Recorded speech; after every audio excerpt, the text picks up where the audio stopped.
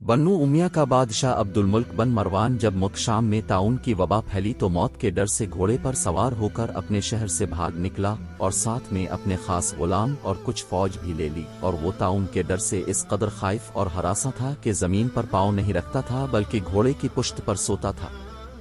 دوران سفر ایک رات اس کو نیند نہیں آئی تو اس نے اپنے غلام سے کہا کہ تم مجھے کوئی قصہ سناؤ۔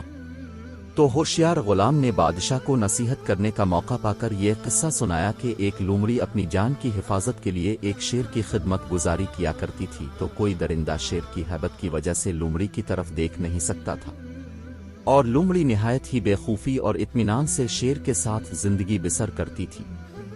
اچانک ایک دن ایک عقاب لومڑی پر جھپٹا تو لومڑی بھاگ کر شیر کے پاس چلی گئی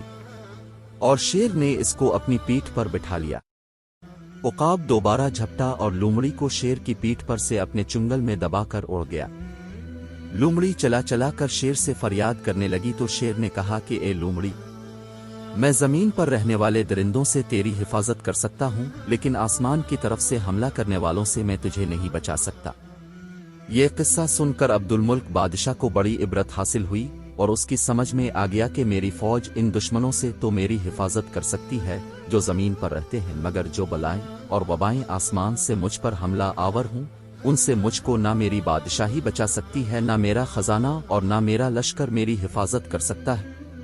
آسمانی بلاؤں سے بچانے والا تو بجز خدا کے اور کوئی نہیں ہو سکتا۔ یہ سوچ کر عبدالملک بادشاہ کے دل سے طاعون کا خوف جاتا رہا اور وہ رضا الہی پر راضی رہ کر سکون و اطمینان کے ساتھ اپنے شاہی محل میں رہنے لگا۔